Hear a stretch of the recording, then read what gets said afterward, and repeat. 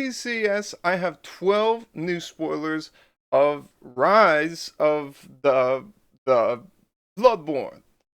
We'll start with Baloo. LEGEMDARY Bar. 3 inkable, 4 strength, 3 willpower, German bear. He's got the same stats as Horus. He has the same stats as the prince from Princess and the Frog. Pretty understated. I think in Ruby it's probably... He has the same stats as Mulan in training. Better to have the element of surprise. You put one more on him and he becomes a much better card. I don't know. It kind of feels like pretty weak. What doesn't feel weak is Beast, Forbidding Recluse. He's not a gargoyle, he's a beast. 4 inkable, 3 strength, 4 willpower, 1 lore production. The effect, you're not welcome here. When you play this character, you may deal 1 damage to chosen character. Paying 3-4 for something is like not so good.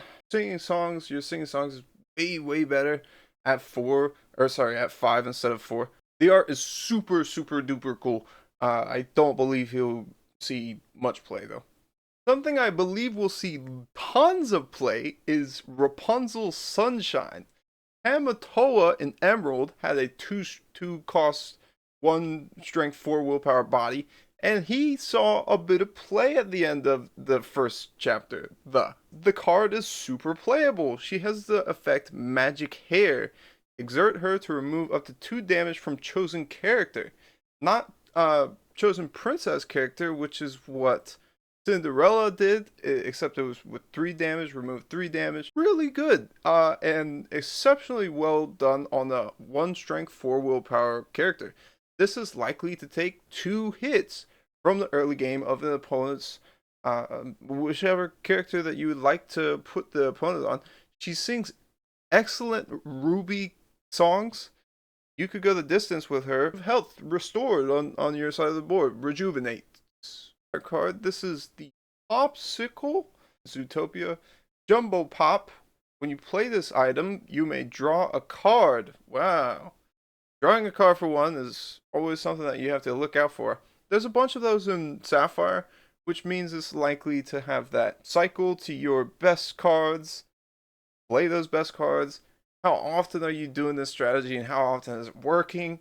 Not so often.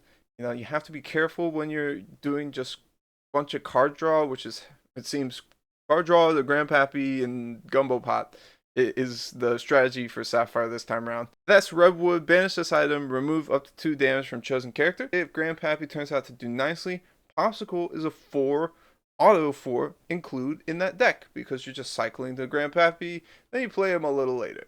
Restore when it's ready to restore. We also have Nick Wilde. Wily Fox, 2 strength, 4 willpower, 4 inkable. We've seen this stat line quite a bit in Sapphire. 2 lore production. The effect is called a hustle. When you play this character, you may return an item card named Popsicle from your discard to your hand. Oh, quite sweet. I think it's okay. I think it's a bit better than paying 5. Like, you're normally paying 2 for 1 card. So if you're paying 3 for a 2/4, then that's like, okay, you know, and you're questing for 2. That's not so bad. Another uncommon we have is the most diabolical scheme. A 3 non-inkable song in Ruby reading banish chosen villain of yours to banish chosen character. What are the low-cost villains? There aren't many, I don't think. The Maleficents are villains. The Duke of Wesselton is a villain. I didn't know this, but he's a villain. Cruel's a villain. Gaston's a villain. Captain Hook, Forceful Duelist, is a villain. The Mims are villain. The Queen of Hearts, the new Queen of Hearts in Ruby, is a villain. It may get a bit expensive. The threshold is past 2. I wouldn't want to. Past 2. I'm calling it bad. I don't want to use it. I don't want to use it because I'm losing my characters that I could quest with. There's some cards with Ward that you couldn't even target in the first place. Probably not so good right now. Maybe a little later. Probably yes. Blue Fairy, rewarding good deeds. A 1 strength, 1 willpower, and those are bad stats. A 2 cost character. She quests for 1. She has evasive though. which is good. Whenever you play a Floodborn character, you may draw a card. Drawing a card is, of course, a very good plan to do. There's a couple of good 4s, that 3s even, that are, pretty easy to get going. On 1, you could play Flynn Rider. And on 2, you play the Blue Fairy. On 3, you play the Flynn Rider and draw the card. Minnie Mouse as well. Minnie Mouse shifts for 2. You play the Minnie Mouse on 1, play the Blue Fairy on 2, shift the Minnie Mouse, or you could wait until 3 with your Minnie Mouse. You play Minnie Mouse on 3, along with the shift 2 Minnie Mouse Diver. Drawing a card. Draw 1, then Blue Fairy was okay. If you draw 2, Blue Fairy was exceptionally good for you to draw 2 cards. If it were any time to play Floodborn characters, this is it. So Blue Fairy rewarding good deeds is a really, really good addition. On to the rares. Hercules, Divine Hero, shift 4 is the first thing I see. He costs 6 normally. He is a 6 strength, 3 willpower steel character. Quest for 2. He shifts for 4 on another Hercules. And he has resist plus 2. Damage dealt to this character is reduced by 2. Wow, man. Divine Hero. Quite a hero with this one. You have to deal 5 damage to Hercules Divine Hero, or remove him with just blatant outright removal. Is this a great stat increase from the Bodyguard Hercules? Yeah, yes, depending upon the matchup. By far the best resist character we've seen. Prince doesn't come close. The other, Tiana, doesn't come close, because dealing damage is the important part. It's hard to remove him or else you lose, because he quests for 2 each turn, and you have the mouse armor, which means he's going to gain resist plus 3. Resist plus 3 is just bonkers. Speaking of crazy, crazy good cards, Weight Set is another rare in Steel. That's a 3-cost inkable item. Whenever you play a character with 4 strength or more, you may pay 1 ink to draw a card. There are very many characters with 4 or more strength. And of course, you could put it in some finicky Ruby deck with your Gaston and other characters, mainly Gaston. What are you doing? You're breaking even if you paid for 2 characters with 4 more strength. If you paid 3 on 1 turn and 4 other turns, sequential turns, 7 to draw 4 is also really, really good. If you draw 4 or 5 cards in a game, that's backbreaking for your opponent. Those were some really crazy rares. Let's move on to super rares. Rhea, Leader of Heart, 5 strength, 3 willpower, 6 inkable, 2 lore production, shift 4 character. Champion of Kumandra.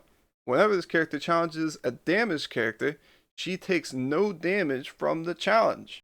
The shift 4, and then you have the 4, this is the new Rhea, that's 4 costs, and then shifting 4 onto that Rhea doesn't feel very good. Removing her is quite easy. The resist that goes along with your steel cards, fire the cannons, grab your sword, smash. There's a bunch of new songs that deal 1 damage. You can plasma blast this stuff. She is a Floodborn, of course, which triggers a bunch of your Floodborn stuff. She's a princess as well, which means that she untaps when you're using Moana. I don't like paying 4 for a 5/3 ever. I really, really don't like paying 6 for a 5/3. So she's really bad against Hook. Forceful Duelist is still a card. If my opponent plays 1 against my 6 and I paid 6 for this, it just feels like I'm losing a lot. Another super rare we have is King Louis, Jungle VIP, 3 strength, 8 willpower, 2 lore, 7 cost, inkable. Lay it on the line. Whenever another character is banished, you may remove up to 2 damage from this character. Having another character banished is quite easy. In the first chapter, the characters that had the more health like Ursula. Stitch Carefree Surfer's in the same slot at the 7 cost, and he has the same amount of health. The challenge happens, then the banish happens, then you may remove the 2 damage from this character. Dragonfire is still very good against King Louis, something I'd need to stick around for, and watch out. Rosegrave's Criminal Mind doesn't hit this unless you were to support him. I can't just in time him. I could, however, 0 to hero him. I think King Louis is another excellent candidate to see in the Amber decks. And the Sapphire Legendary, Alice, Growing Girl, 3 costs, she's inkable, 1 strength, 4 willpower, she quests for 1. Good advice. Your other characters gain support. Okay? 3 for 1/4 is not so good. What did I do? While this character has 10 or more strength, she gets +4 lore production. I think she trades more than once, and I indubitably believe that she does a lot more than what looks at what meets the eye. There's a lot of math that you have to do with Alice Growing Girl. If you have 4s or 5s, then adding up to this is not so difficult. Seems a very niche build around character that we'll have to look out for in the next, the following set. Is Alice better than Belle? It's a tough get. I think Belle has a lot going for her since it's much more have 10 ink loses all the tempo in the world for your play.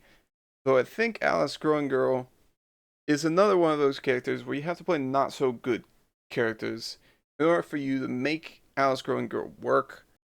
Cool legendary, very neat, finally something other than giant fairy is receiving the growing potion. If you're watching, Nick, Carlos, Mitch, thank you. I appreciate it.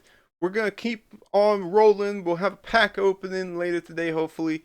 That's going to do for me. Hope you have a fantastic rest of your day. Subscribe if you haven't already. Bye-bye!